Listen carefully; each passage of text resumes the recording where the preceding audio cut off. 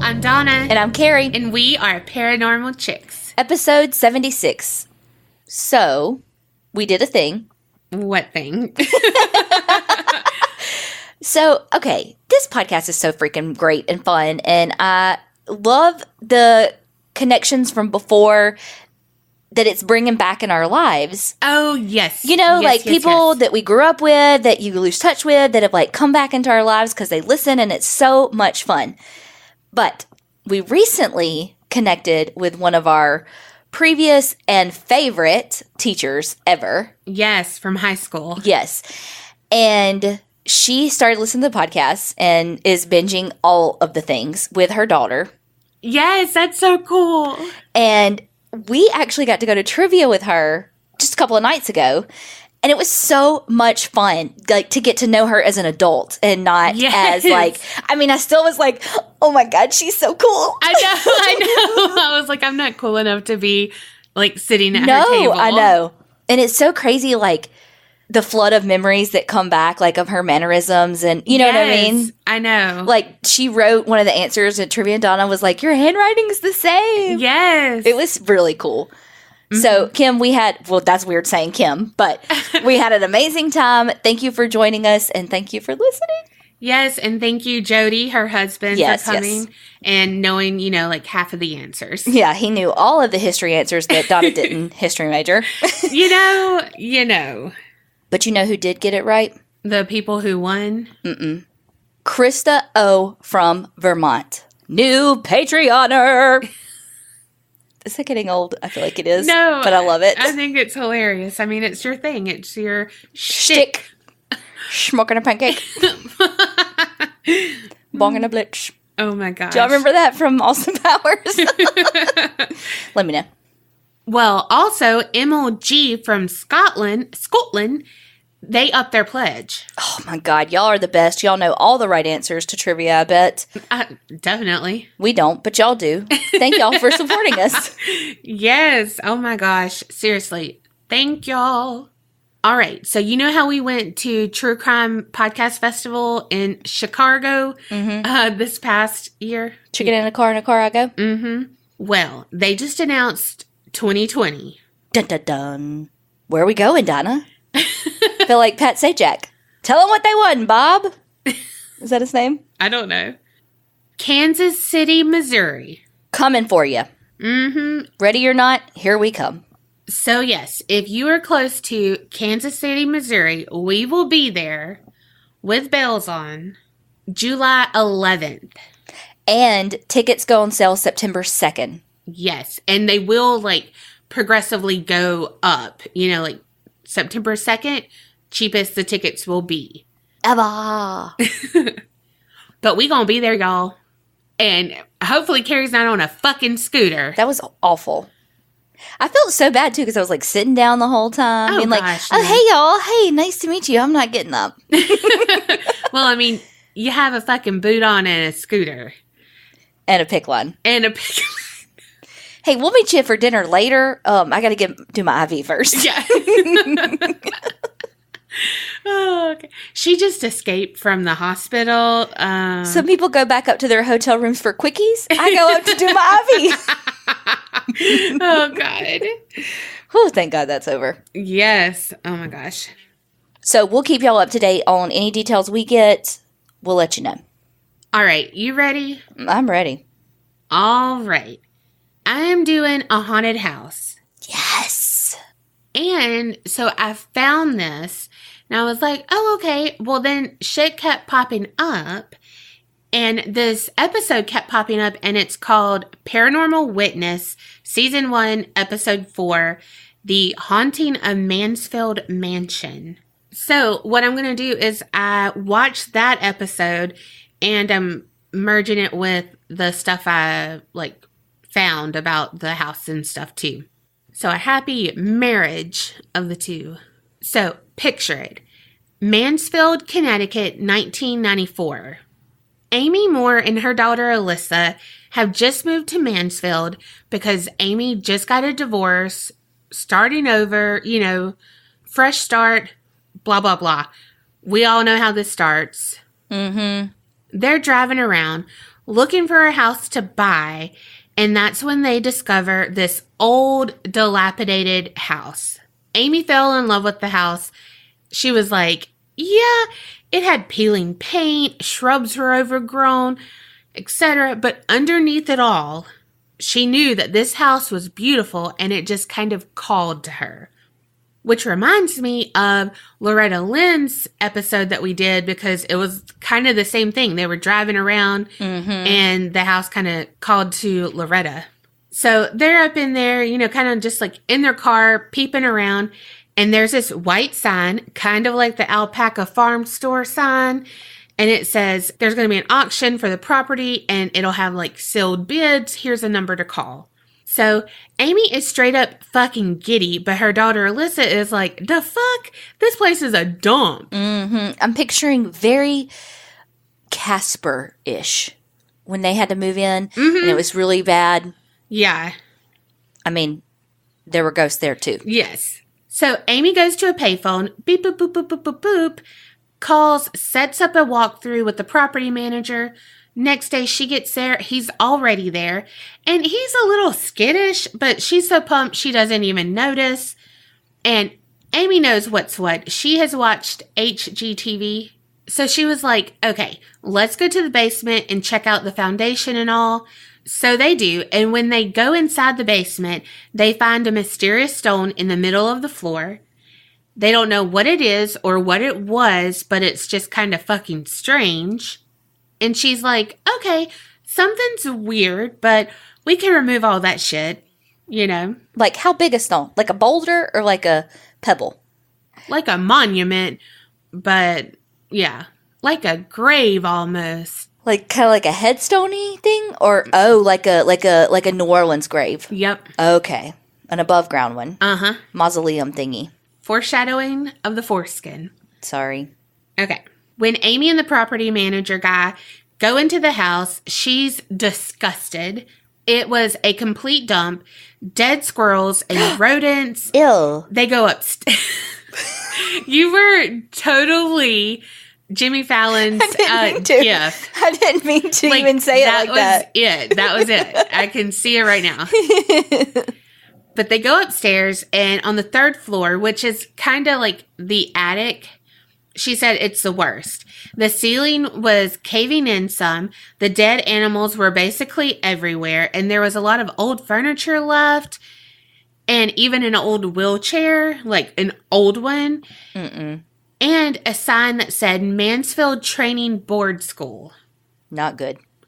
Well, Amy asked the property manager about it. And he's like, well, all the records were lost. So I really don't know. And she's like, all right, that seems legit. Nothing's digital back then. So whatevs. They don't, you know, like whatever. But she has so much excitement because she sees the potential. And I feel like she sees this house as her. So she puts in a low bid and it's like $100,000. But this is like a big house. Like, yeah. I think it was like 7 bedrooms and stuff. So, I mean, big, huge. Pretty woman.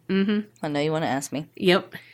Well, she won the bidding, and then the renovations began, and so did the crazy shit. Amy had a full-time job during the day, so she did the renovations at night, much like, the people from The Watcher story, where he was painting at night. Well, she's on a 12-foot ladder inside, and she's scraping and, like, pulling at the wallpaper to get it down. She's focused and shit, and then all of a sudden, bam! Didn't get you. Nope. Motherfucker. It's like the wall kind of jutted out, but it was just something, like, spooked her and made her, and, like, she heard a strange sound. So, like, she kind of jumped back, and then it sounded like something was running all around her. So she's terrified. She was so scared. She went straight to her vehicle, went home, and she was like, look, I was all alone. It was at night, and there's no neighbors. We're, like, basically in a field. She returned the next morning, and she's like, basically on her tiptoes, like, okay, who am I going to find in here? Mm-hmm. What's going on?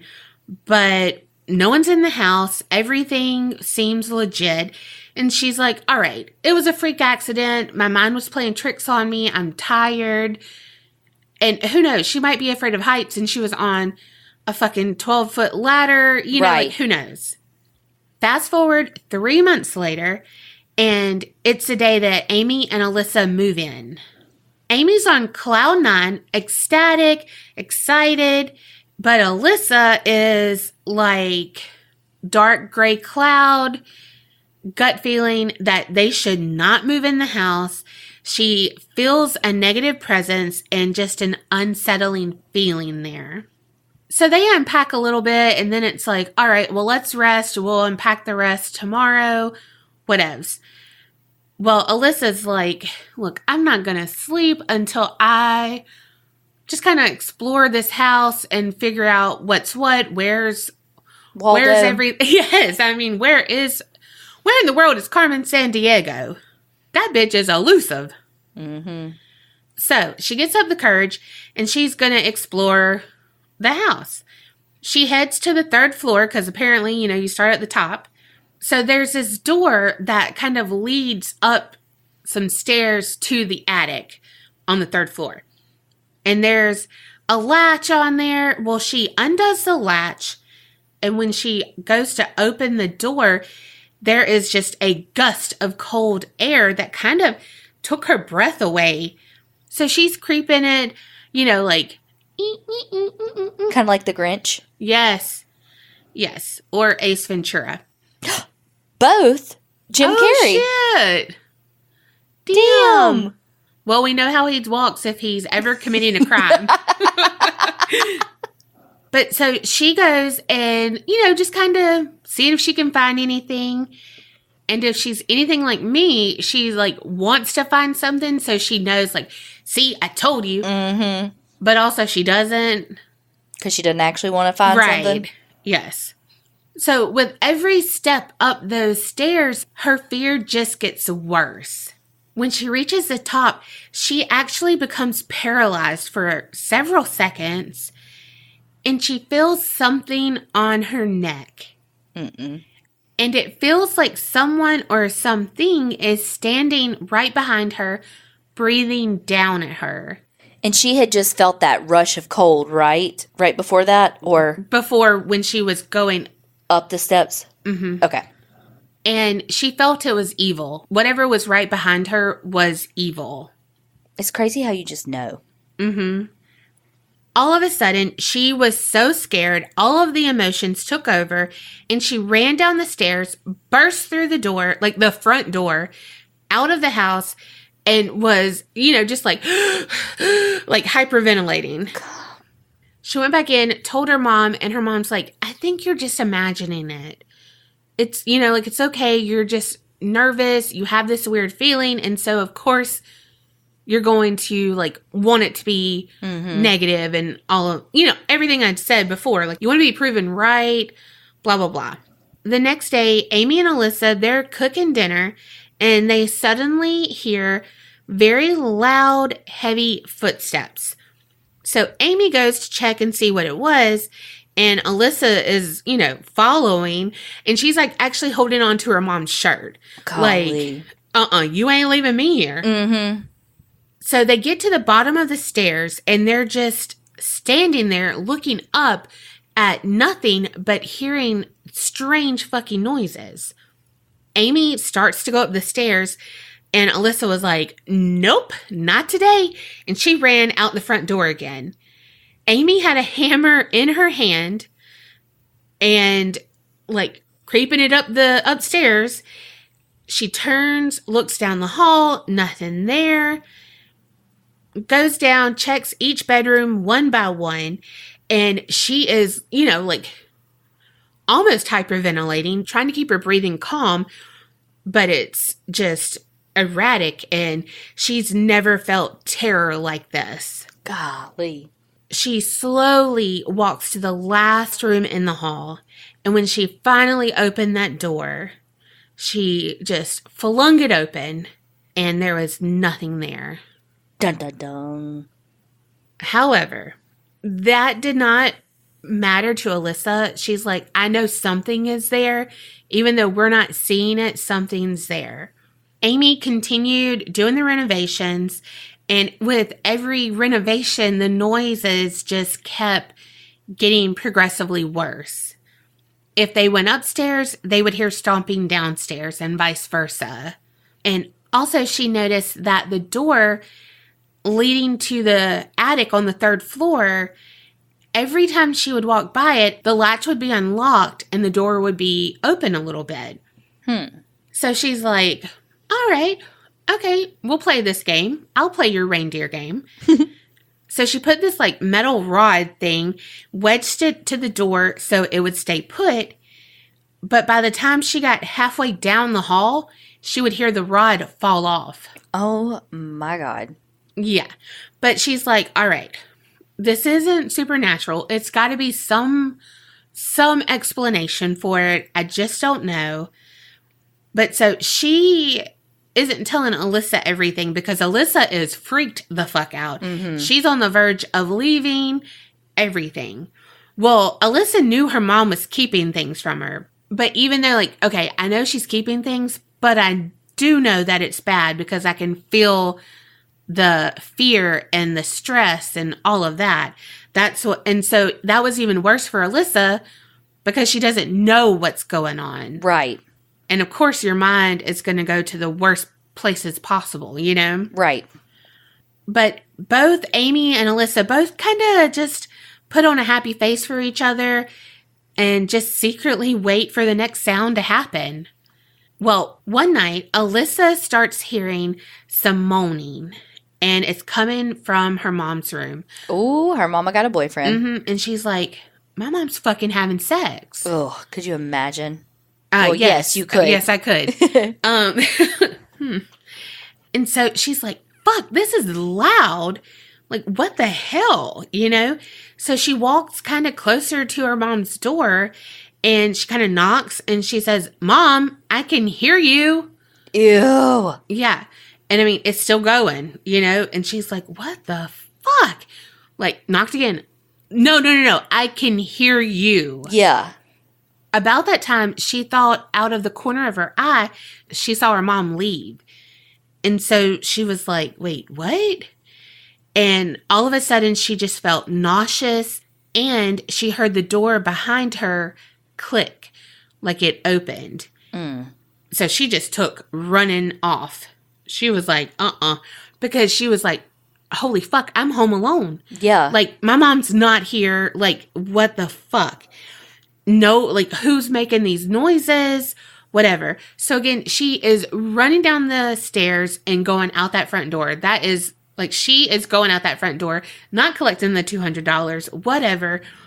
But as she's going out the door, she actually runs right into her mother's arms. And she's like, I thought you were up there. I heard you. And she's like, no, I'm like just getting off work. What's going on? Damn. Yeah. So Alyssa decided, hey, look, I'm going to move in with my boyfriend. I'm not ready for that step in our relationship, but I have got to leave here. Like, I don't feel safe. And like, you have to work, Mom, but I don't feel safe. And just like the stress of the house was getting to her, it just wasn't great. Well, Amy was like, fuck. You know, obviously she doesn't want her daughter to leave, but she also doesn't want to be alone in the house. But as luck would have it, Amy's friend, Dave McCann, he was going through a divorce and he needed a place to live. So she's like, look, you can come stay with me. You know, just bring your shit, whatevs. Amy gives him the lowdown. Like, look, strange shit's happening. You know, here's about all the sounds and stuff. But Dave's a police officer, has been for 20 years, like over 20 years. And he's like, I do not scare easily. Like, come at me, bro. And really, he thought, okay, well, Amy's just stressed and all of this, it's her imagination, you know, whatevs. Well, one night, Dave was home alone and he heard the floorboard creaking. And he's like, all right. Like, he's watching TV, but he, like, kind of, mutes it and, like, Yeah. Oh, okay, what?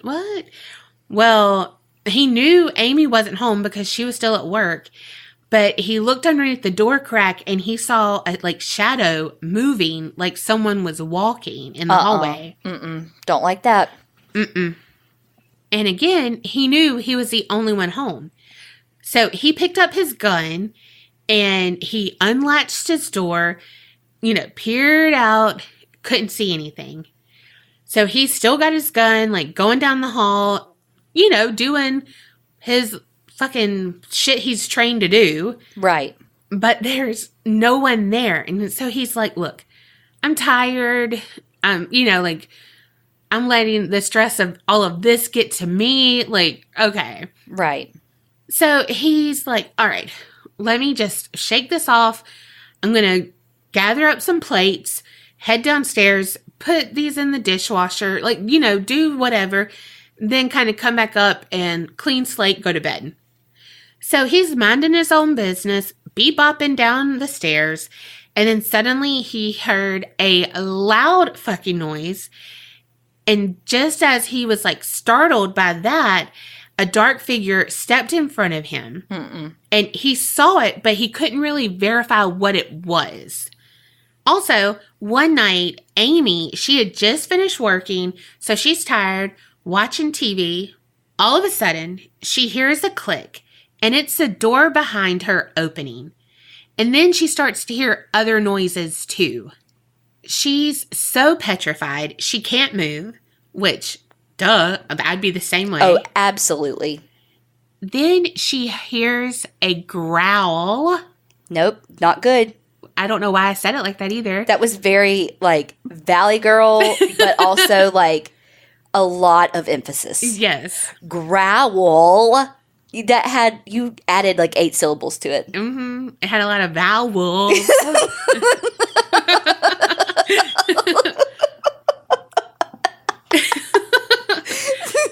Thank you.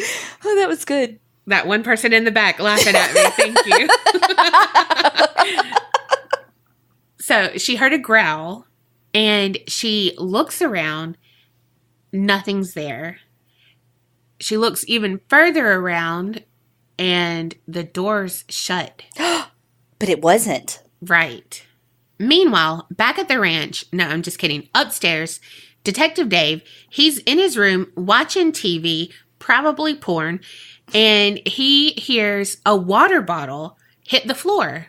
He's like, the fuck was that? Well, it's his water bottle, like I just said. Well, he picks it up. He's like, let me put it in this garbage bag. Like, let me not be lazy. Here we go. Well, then the water bottle fucking flew across the room. Nuh-uh. And almost hit him. Then he heard a growling sound, but it seemed to move, like, to the closet. So now Detective Dave is like, oh, grr. Oh, grr. Thank you. I love that you just, like, pointed at me like, Yeah. Can you just do that for me? Can you just, thanks. Oh, God. And I literally, apparently I wrote this just for you. Oh, God. Because I said, oh, grr, this too much. This too much. Why are you trying to steal all my lines? I know. Detective Dave is, not me. That motherfucker. Go watch your alleged porn and get out of my pond. Well, Dave said, I understand. I'm going to do it because he was like, look, I can't handle this anymore. I have to leave because now I understand that, like, you're not crazy and something is with this house.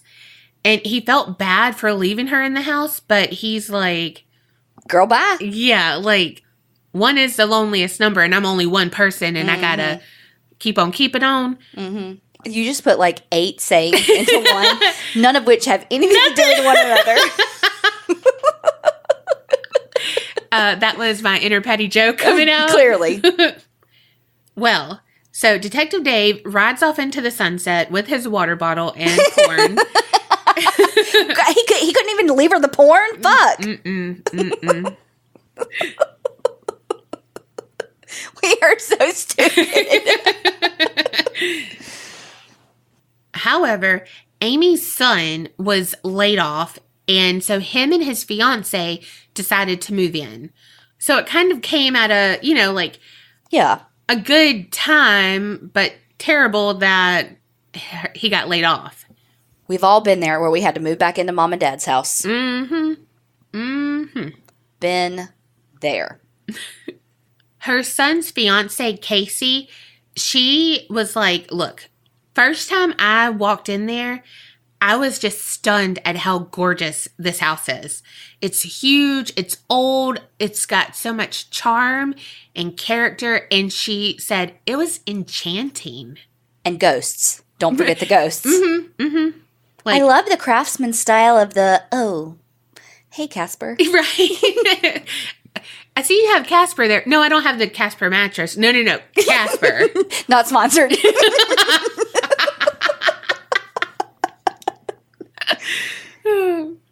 Devin Sawa, hit me up. Uh-huh. You could be my boo anytime. Get it? I got it. Thanks. One more time for the people in the back. But Oh, God, fuck.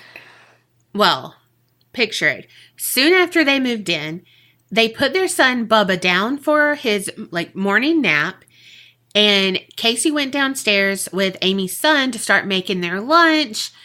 Well, they have the baby monitor there, and through it, they heard Twinkle, Twinkle, Little Star. Mm-mm. And it's not the words, it's just the musical notes, which is even creepier. Well, Casey knew there was no way that song could have been playing anywhere because their baby didn't have any toys that played that song. But she's like, you know what? It's probably interference or some shit, technology, whatevs. So they kind of, calm down. They're like, their son isn't fussing or anything. So all is well. But then they heard a growling, horrible voice scream, Baba.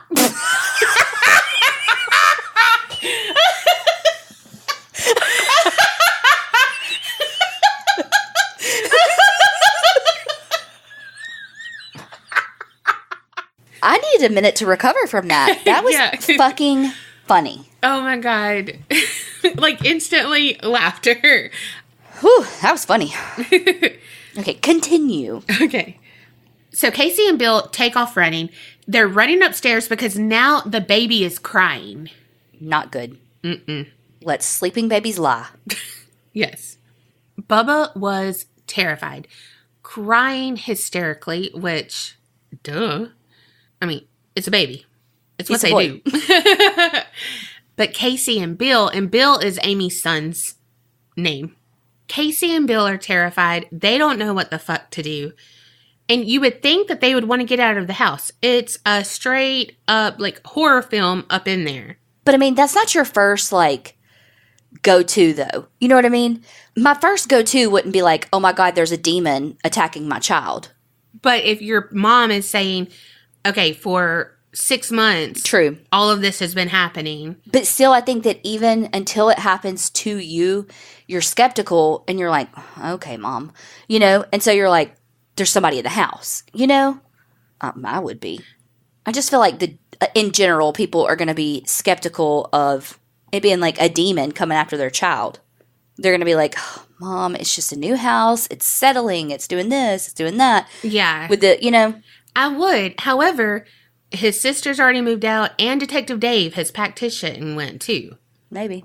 I'd still be skeptical. Mm-hmm. Yeah, you are, but you're a changeling. All right, back to this one, though. This scary story, not you. They didn't have the money to move out, and they wanted to keep Bubba safe, so Casey's like, look, this is what I know. We're just going to get all the religious charms, items, everything, and place it around his crib, place it on his mobile, everything. So it seems to work. No more growling, no more quote-unquote interference. However, bad dreams start happening to everyone else.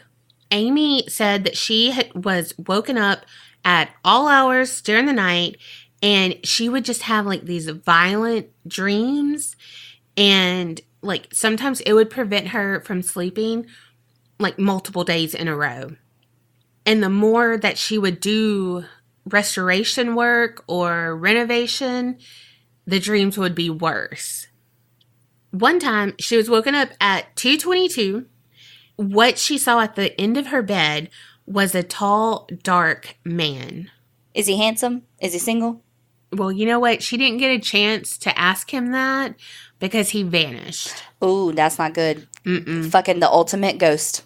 Well, Amy wasn't the only one having bad dreams. Bill had them too. And one time, Casey luckily woke up and she saw him have his fist in the air.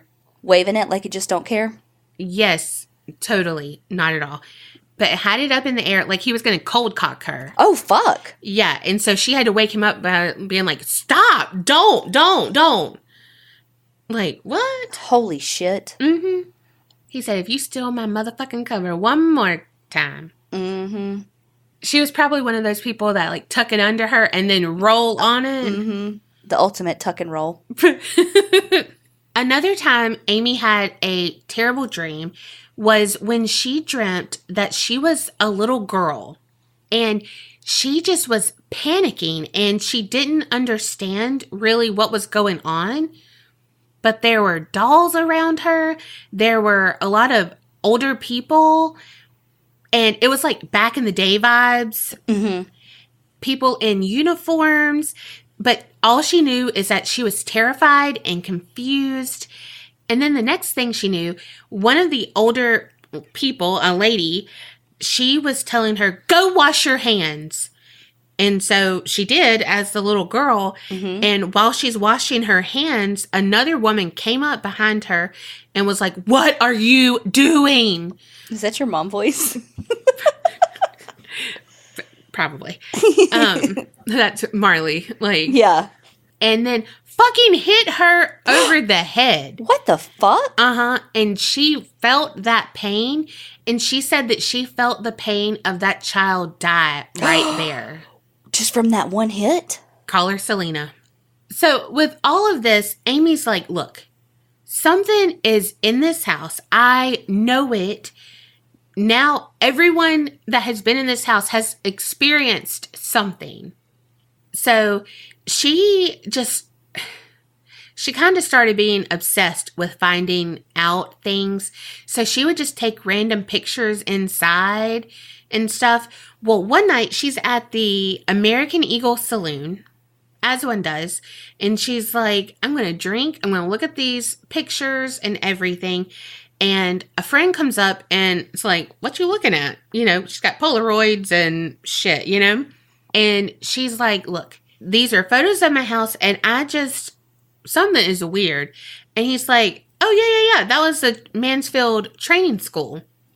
And she's like, yes, I saw a sign, you know, blah, blah, blah, blah, blah. And what it was a mental asylum. And we all know back in the day, most asylums had a lot of abuse and all of that. Bless it. Mm-hmm. Well, Amy's like, makes fucking perfect sense. Mm-hmm. And she starts to do further research. And the house was previously called the House of Imbeciles.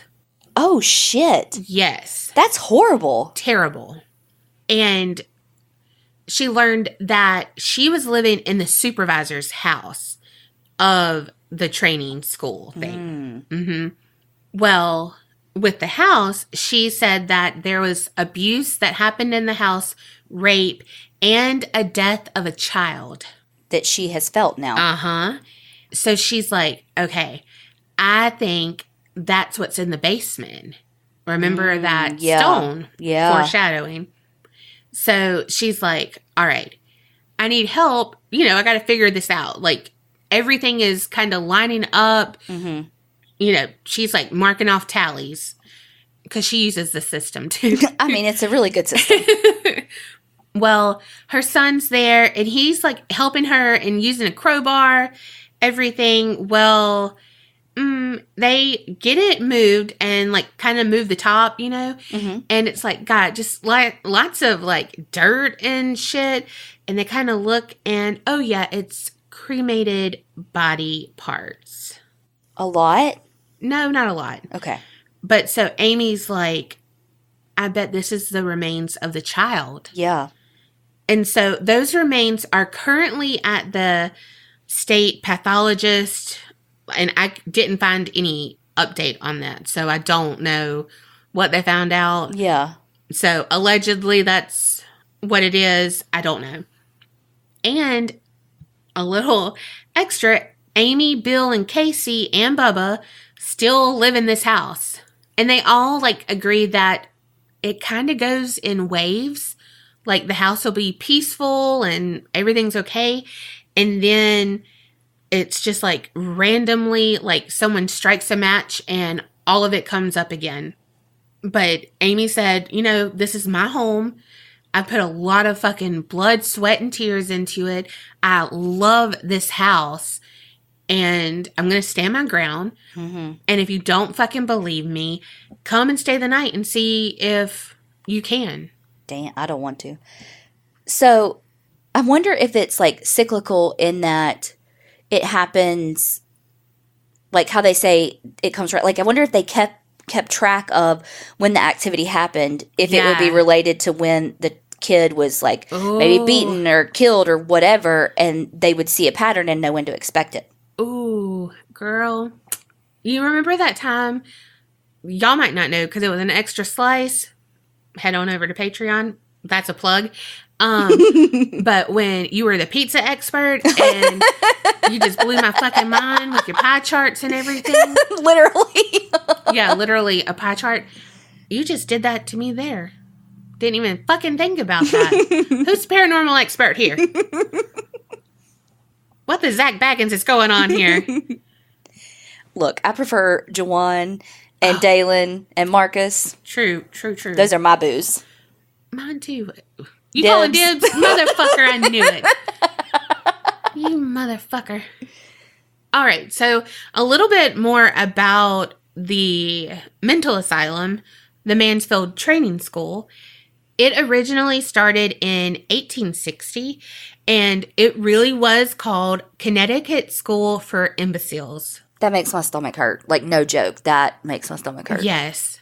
Because I was like, okay, maybe, you know, because sometimes people play it up on TV shows and shit. Nope. It's factual, and that's terrible. Then, y'all, someone said, maybe that's bad, so let's change it.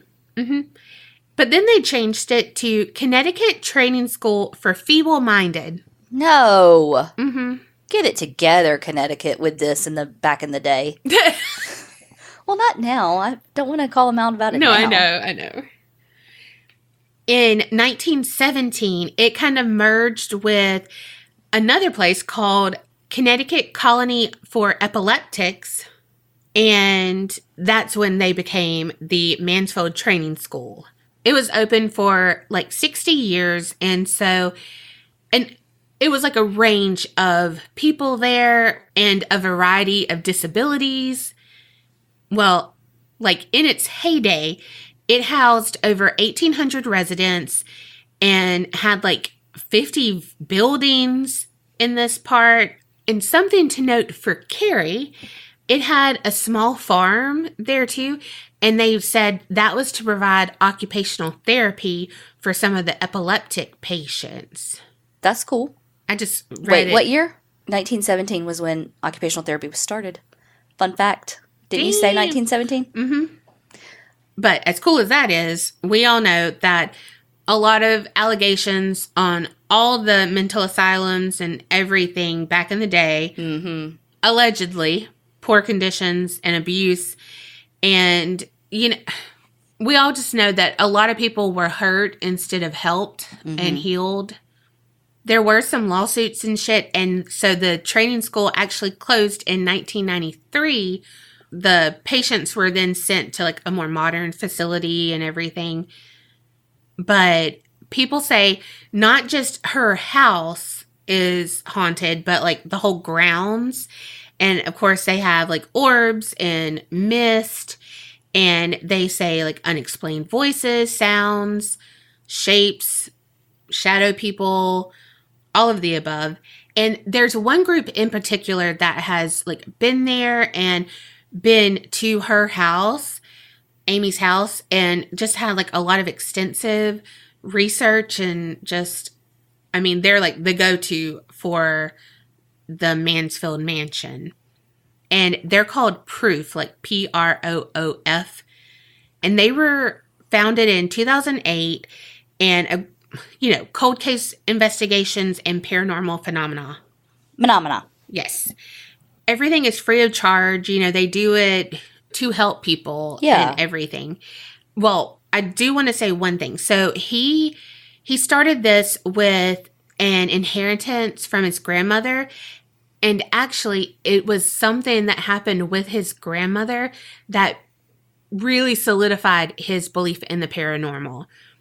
So he was really close to her, and when she died, he was actually the one who found her, and she had died in her sleep. Aww. And he's quoted as saying, "I had heard and read about the paranormal. Did I really believe it? Nah. But I thought to myself, I wasn't even able to say goodbye to her." So, he threw himself into learning everything he could. Like, I want to get in contact with her. I need closure. And so he said that he went to the place she died in her house, and he just kind of talked to her, took pictures, and he's just kind of walking through doing this, taking pictures in various spots, talking out loud to her. And like, picture Zach Baggins, but not trying to provoke them like by being asshats. So the Ghost Bros. You know what? Actually, yes. But he probably not as funny as them. And he definitely didn't pop that trunk. We are obsessed. Yeah, we are. We will find you. Okay, so he said that, he did all that. He went home and he listened to the recording. He hadn't really expected anything. He just was doing it, kind of going through the motions, almost to prove to himself it's not real. Like, I've done all of this. I'm close to my grandmother. I have taken all the pictures. I have walked around, all of this, and nothing. However, there was something. You could hear her say, "I love you. Please move on." Oh. And on his camera, he said he captured a picture of her crocheting. Yeah. So I just wanted to give a background of him and his proof. This is kind of what we're going to go into now. It's nearly 4 years later, and proof is in the pudding. Get it? Proof is on the scene helping Amy. And she's like, "Look, I need your help because it was December 2008, and an electrician named John Hevick. What the heck's going on here?" The electrician gets there. He goes to the basement because, of course, that's where the furnace and everything's located. He's not down there for, can't be more than 10 minutes. And he fucking runs up those stairs, huffing and a puffing. I'm sorry. I don't know if he was doing that. I'm just saying, if it was me, we'd be huffing and puffing. And he took off. He was like, I'm done. Because he said he was pushed to the floor by something that he could not hear or see. And so he was like, no. He was just like, the fuck no.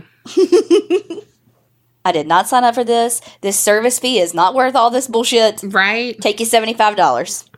Apparently him coming kind of stirred up the house a little bit because Amy said that she was asleep, but she was woken up by someone holding her hand. And then it was, of course, followed by a deep growl in her right ear. And so she was like, oh, fuck. No. So this was kind of her, okay, it's not going to get better on its own. I can't just will it out of here.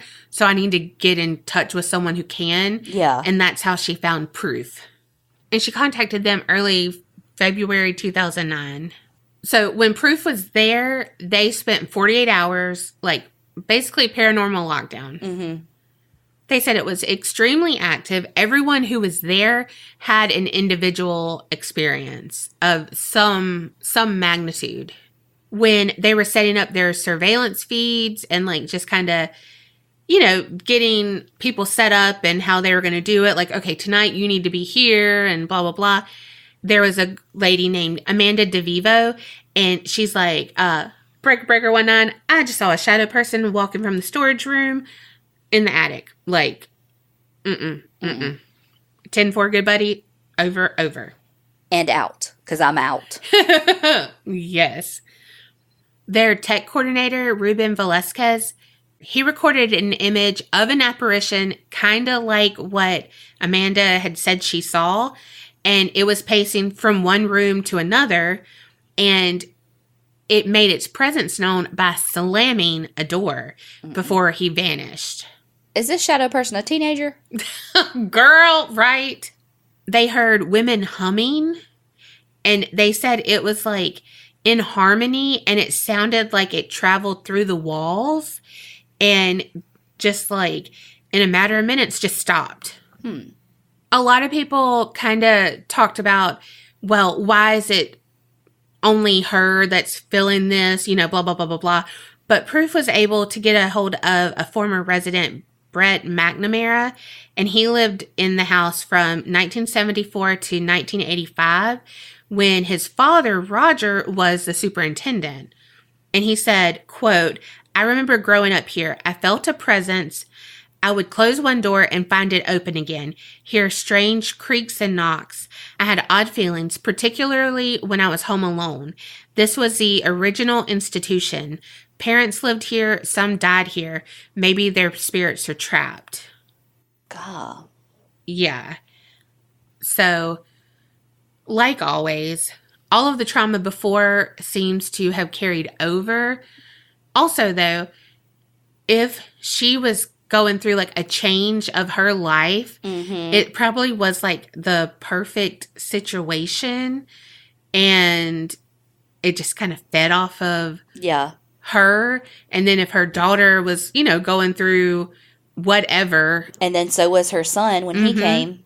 Yep. And The Detective police officer. Dave. Yeah. Everyone was going through something negative.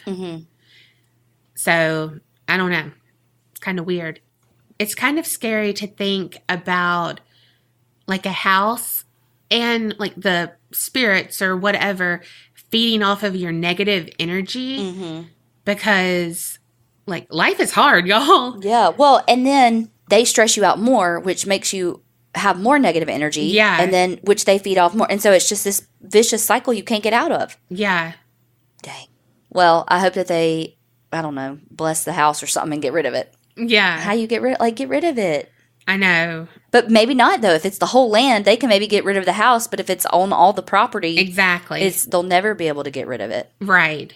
And I think, honestly, they should do what you said. Like, instead of tracking their period, sorry, guys, track the activity. Yeah. And kind of, you know, reverse engineer it to see where it lines up with the trauma and see accidents and stuff. Yeah, I was going to say, see if they can correlate it to what they know happened in history then. Yeah. Wow. Well, that was good. Well, yay. So, picture it. We are going on a road trip to our neighbors to the north. Canada. I was about to say it. God. Okay, rewind. Neighbors to the north. Canada?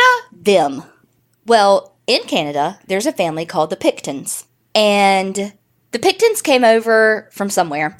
And I mean, details. They settled in Canada to be pig farmers. Well, I mean, alliteration. We love it. So true. Well, a oink oink here and an oink oink there. Here an oink, there an oink, everywhere an oink oink. Old Picktons had a farm. Okay, too far. So, in the 50s, though, the Picktons were forced to sell their farm because they couldn't afford it. So, their way of life kind of changed. But in the 60s, the son of the OG Pickton bought some land. He bought 40 acres, like swamp land, got it for $18,000. And they brought their little farmhouse there, and they started their own little pig farm. They had 3 kids, Robert, David, and Linda. But Linda never moved to the pig farm. She stayed in the city and went to a boarding school. And she lived her city life, like married a businessman. Oh, she. A very, very she. She lived in Vancouver. Well, Robert and David stayed on the farm. You know, free labor and all. Well, their dad died in 1978, and their mom the very next year. Well, remember how I said that he bought the land for $18,000? Yes. Well. Oh, fuck. By 1994, that land was worth $7.2 million. Holy shit. Yeah. That's a lot of bacon right there.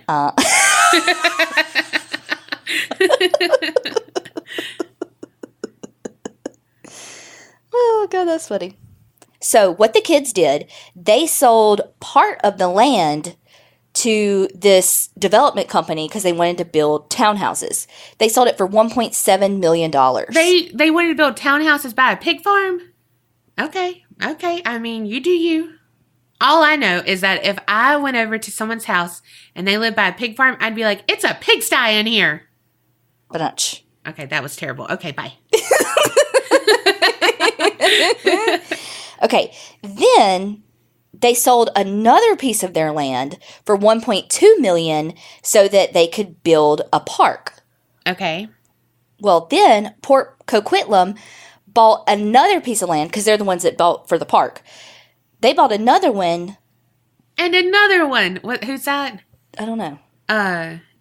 DJ Khaled. You know, okay. Like another one. They bought this piece so that they could build an elementary school on it. And they paid $2.3 million. Holy fuck. So we are at 9, 1, 7, Oh, you lost me at 2, math. 10, 11, 2. We're at like 5.2 million at this point. That was very Rain Man of you. No, it wasn't. It really wasn't. I really should have been able to figure that out much faster. From what I can gather from some of the different things that I read, David and Linda, it was like their pieces that were sold. And so what was left of the pig farm was just Robert's. Well, David, though, it said he moved off the farm, but only like moved just down the street a bit. And on his property, he put a party hall, if you will. I'm going to use the words of this article, that they called Piggy's Palace. Oh, shit. So, again, like, some articles say stuff, some say other stuff. The bulk of the articles that I read made it sound like the Piggy Palace thing was actually on Robert's land. Because it's like, so now Robert has free reign of the property, has all this fucking money now, because, you know, they split it up, and he's just got nothing but time on his hands. Idle hands are the devil's playthings. Mm-hmm. Well, it's said that at Piggy's Palace, even though it was officially a non-profit society, air quotes, basically it was a bar. And it was like a fucking party, but like the kind that would make my stomach hurt. Give me anxiety. Yeah. Like all out. Whew. Okay. I wonder if people, like when they were going out and they're going to Piggy's Palace, they're going to be like, we're going to get porked up tonight. Probably not. Okay. Just me? Yeah, just you. Well, so they would like sell alcohol and all of this. The brothers would, but it's all illegal because it's supposed to be like this nonprofit thing, and they didn't have any licenses or anything like that. This article that I found on Murderpedia, it had a quote from a guy that they didn't name because he still lived there and wanted to remain anonymous. So this is what he said. He said that he went to like a Halloween party there. He got there about 9. It was super dark, raining, motorcycles, old cars. There was a pig roasting on a spit. Everyone was in costumes. There were kids there, like, running around. But there wasn't, like, a whole lot of light out there. And that, like, the party was basically, like, all over that land. He said that there was a trailer out there, and there were people, quote, doing the wild thing. Okay. Making my heart sing. He said there was a shack. I thought he was going to say shaft, and I was like, oh, this is getting interesting. There was a shack, he said, that had a 40-watt bulb hanging over the door, and machinery was running inside. He said, here I got a death chill. The hairs raised on the back of my neck, and my feet froze to the ground. I didn't want to be there anymore, so I left and walked home. The fuck? Basically, he's not the only one that has stories like this. Oh my God, this reminds me of that Devil's Playhouse thing where we don't know if it's a real place or not, but remember I did it and like it was in a, like on a farm or whatever. This one woman said like she went one time and she was like, I'm never going again. She said it's a very like raunchy crowd, which don't be judging these people, but she said lots of drugs, like cocaine, the works. Oh shit. Very like, her quote is, badass people, you know? Yeah. Like, you don't want to fuck with them kind of thing. Yeah. But here's the thing, though. Nothing's going to shut this place down because 2 mayors, city council people, business owners, like the list is... But even just, like, ice hockey moms, teachers, like, all of these people went to Piggy's Palace. And so... it's not going to shut down because all their shit's going to get aired out. Yeah. Also, how can someone go to Piggy's Palace? Like, oh my God, I would laugh the entire time being like, I'm in Piggy's Palace. I'm so dumb. I would be like, is Kermit here? Oh, Lord. That was a Donna joke. That is worse than a Donna joke. Don't insult my stupid jokes. Well, again, by this time, Robert is wealthy. He does not need to have the pig farm for money. He just has it because it's a hobby, you know. He sells the pigs. He, you know, still does pig farmer things. Whatever that means. Feeds them and sells them. I don't know. You know what? Instead of, like, you do hood rat things with your hood rat friends, no, like, I do pig farmer things with my pig farmer friends. Yes. At farmersonly.com. City folk just don't understand. Get it? Or understand? It's get it. City folk just don't get it. I thought it was understand. Because you're a fucking city folk. Don't try to church it up. Fuck. Well, and he raised them, but he also, like, slaughtered them there himself, did all the things to the meat, and then... the pig farmer thing. Yes. That meat processing thing. Yeah, basically he did. Yeah, thank you for the words. He had, like, a meat processing plant, basically. His, like, rendering plant, where he did the pigs, it wasn't far from... this area called Commercial Drive in Vancouver, which is apparently very shishi.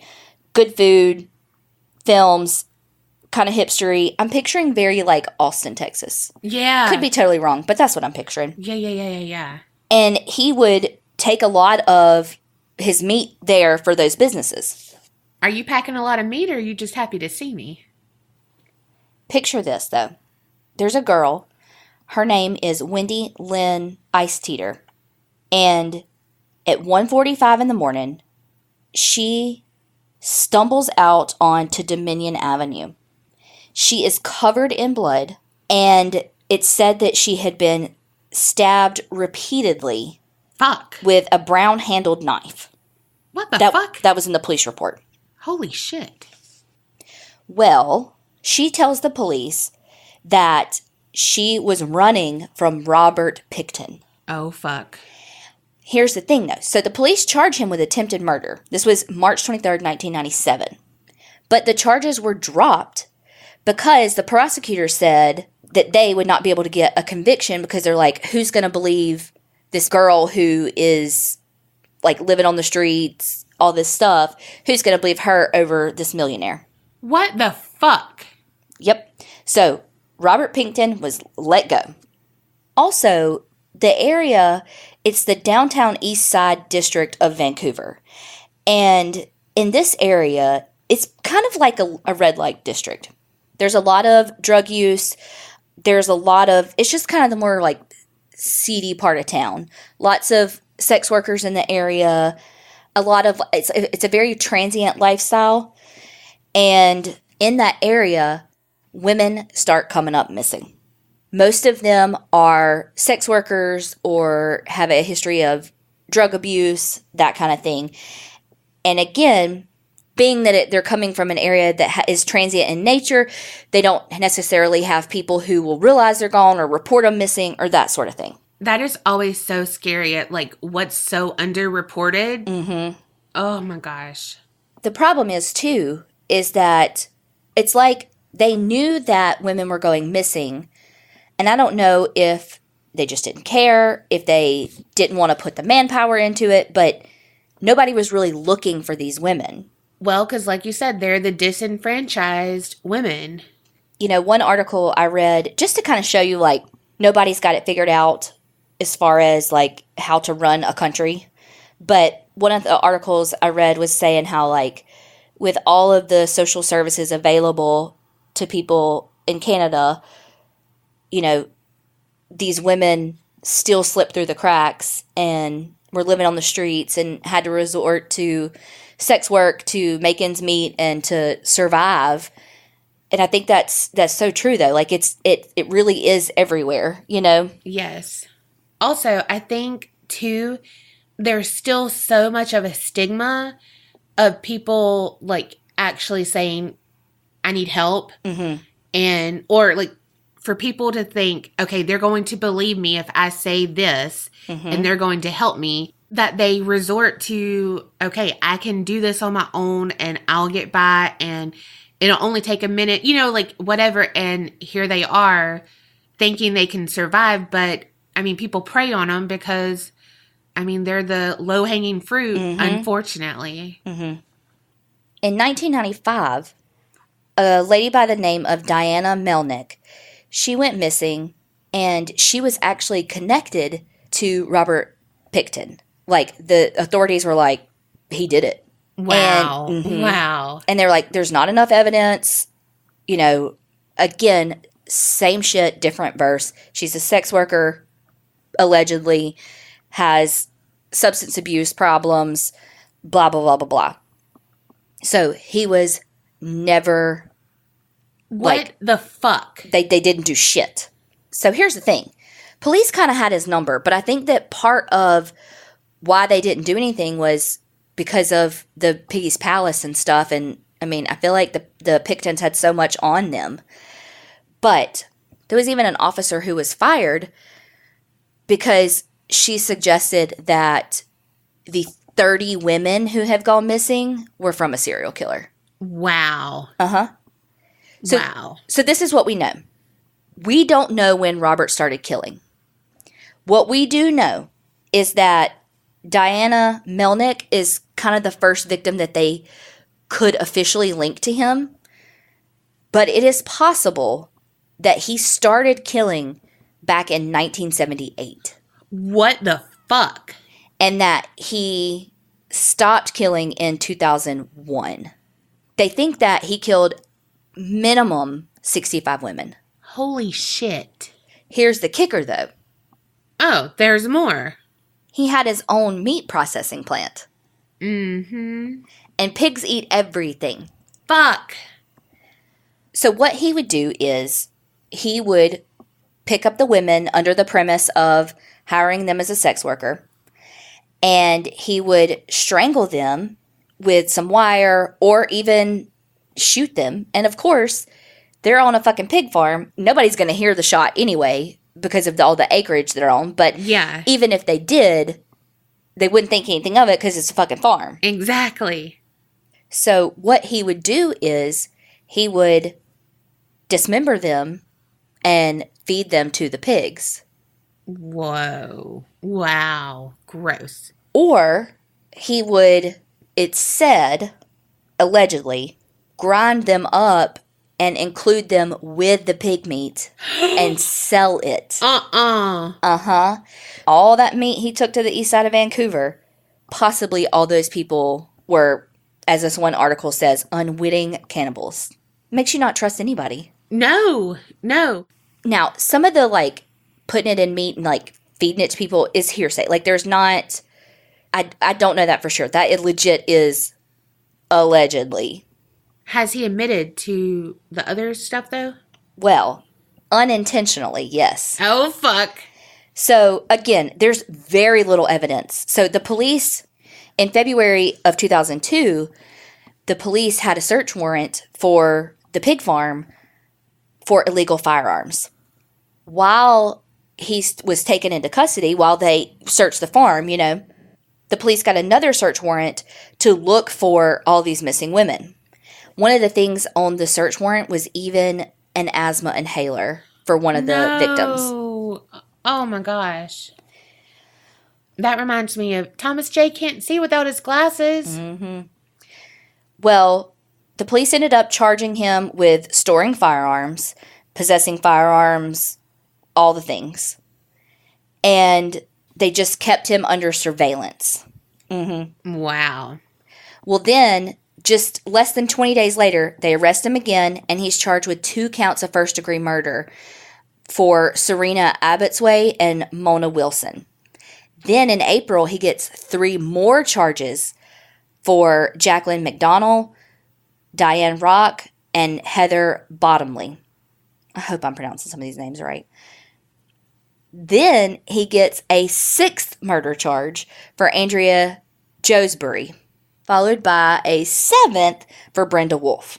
It's like a fucking domino effect, and I'm here for it. Then in September, 4 more. That's what I'm talking about. Georgina Pappin, Patricia Johnson, Helen Hallmark, and Jennifer Firminger. So that's what? We're up to 11? Girl, I don't know. I don't have enough hands. Add 4 more to that. Fuck. Heather Chinnock, Tanya Holyak.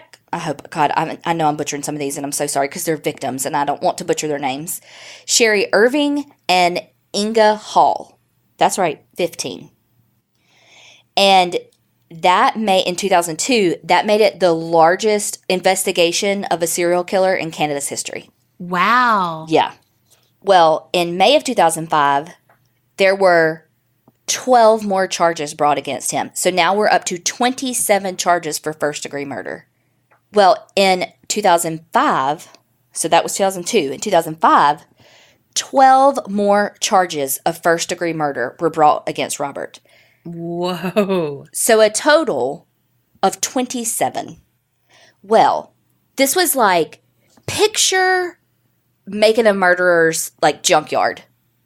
Uh-huh. That's kind of what this pig farm was like. Like, it wasn't a bunch of cars, but it's like 6.5 acres. There's shit everywhere. Yeah. And they've got to comb through this because painstakingly comb through it because it's not like he's buried them. It's pieces of bodies. Yes.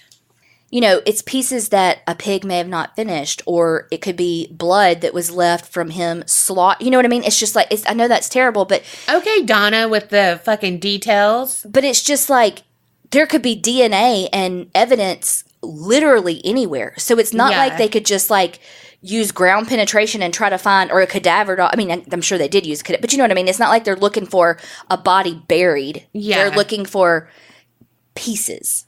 God. This is some of the stuff that they had. It said, at the beginning, they had forensic anthropologists there that had these huge conveyor belts and soil sifters to, try to find remains. So, it is said that all the excavations that they did at this property cost $70 million. $70 million? Yes. Here's some other specialists that they had to have to do this excavation. Just to kind of give you why it cost so much. Of course, forensic scientist, odontologist, foot morphologist, chemical biologist, archaeologist, forensic entomology, because this professor at Simon Fraser University, their School of Criminology, her name's Gail Anderson. She is one of the top scientists in the field, and a lot of her research was on insect activity and all that on victims and their decomposing and stuff, and so she helped with all of it too. And this is so terrible, but ironically, her research, she would use pigs as the humans to, like, put them out. You know how, like, we have, like, the body farms here? Yeah. She used pigs. Yeah. Because they're so similar to us. Anyway, so they are, like I said, they're looking for these tiny fragments. Well, here's the funny thing. Funny thing? Really? Other than Piggy's Palace. That's funny. Okay. Well, when Robert was arrested, he was in his jail cell, and he's talking to his cellie. But what he didn't know was that was an undercover officer. Uh-huh. And they had video recording happening in the cell. Oh, Lord. He tells his little cellie that basically he's so pissed at himself. This was back in 2002. He's pissed at himself because he only killed 49 women, and he wanted to make the big 5-0. What the fuck? Mm-mm. Here's the thing, too. After he told the undercover officer, like, all about what he was telling him, like, oh, I've killed 49 and all this stuff, well, they pull the undercover officer out just to, like, you know, get him out. He did his job there, you know. And, like, basically, as soon as they pulled him, Robert stripped completely naked and started masturbating because he was aroused telling about his victims. Wow. Whoa. Well, the numbers don't add up about how many people he actually killed. There was a shit ton of DNA and stuff found at the farm, but there are so many families that are never going to get closure. Gosh. Fuck him. Okay, this is just some of the DNA they found. One woman, her DNA was found on his saw. Mm-mm. The belongings, so like what I think of him as keeping his trophies, of 20 missing women were found on his property. Fuck. With literally no other trace of them.